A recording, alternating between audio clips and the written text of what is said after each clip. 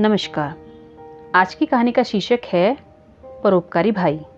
एक गरीब किसान के दो पुत्र थे, रमेश और महेश। दोनों में परोपकार की भावना कूट कूट कर भरी हुई थी। अपने आवश्यक कार्यों को छोड़कर भी दोनों लाचार व्यक्तियों की सेवा में लगे रहते थे, जिस कारण किसान पिता उन्हें रोज डांटते फटकारते रहते थे। अपने बच्चों को काम के प्रति लापरवाही बरतते देखकर उसके पिता ने उन्हें घर छोड़ने की आज्ञा दे दी। दोनों भाई घर छोड़कर बाहर निकल पड़े। चलते चलते शाम हो गई। दोनों भाइयों ने एक वृक्ष के नीचे ही रात काटने की सोची। सूखे पत्तों और घास को इकट्ठा करके दोनों ने बिछावन बनाया, उसी पर सो गए। नींद अभी आ ही रही थी कि सफेद कबूतर, जो कि किसी बहेलिये के तीर से घायल हो चुका था, फड़फड़ाते हुए बिछावन पर आ गिरा। दोनों की नींद एकाएक खुल गई। कबूतर की स्थिति दयनीय थी। दोनों भाइयों ने सारी रात जागकर उसकी सेवा करी। सारी रात गोद में रखकर अपनी मानवता का परिचय दिया उन दोनों भाइयों ने।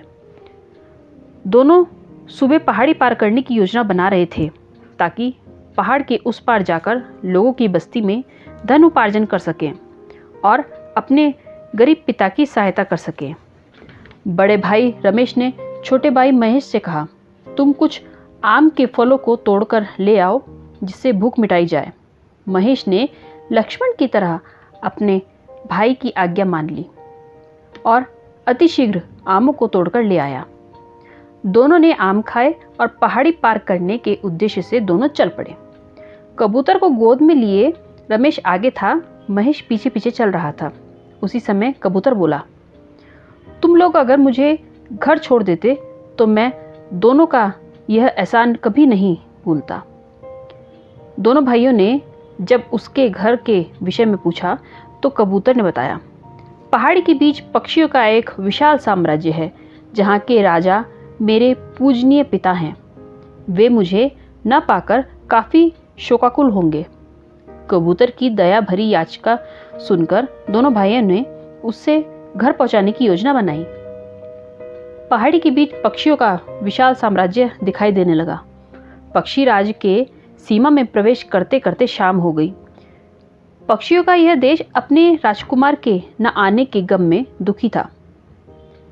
ताल तलैया में जमे शैवाल की घास यही बता रही थी कि हंसों का विचरना कई दिनों से बंद है। उल्लू ने घायल कबूतर को देखा, फिर क्या था, उड़कर राजभवन पहुंचा और पक्षीराज को इस बात की सूचना दे दी। पक्षीराज अपने राजकुमार को जीवित पाकर खुशी से झूमने लगे। संदेशवाहक कौवों को शीघ्र इसकी सूचना संपूर्ण पक्षी साम्राज्य में देने की आज्ञा मिली। कोयल ने अपने मीठे स्वर में स्वागत गीत प्रस्तुत किया। मोर राजभवन में नाचने लगे। पक्षीराज को राजकुमार कबूतर ने सारी घटना सुनाई। इनाम स्वरूप दोनों भाइयों को सोने और चांदी का सिक्के दे दिए गए। दोनों भाई घर आ गए तथा अपने गरीब पिता को परोपकार से पाया हुआ धन प्रदान किया। किसान पिता अपने दोनों बेटों से बेहद खुश हो गए और उन्हें परोपकार का महत्व समझ में आ गया। आपको ये कहानी कैसी लगी कमेंट बॉक्स में ज़रूर बताएं और चैनल को सब्सक्राइब करें। Thank you.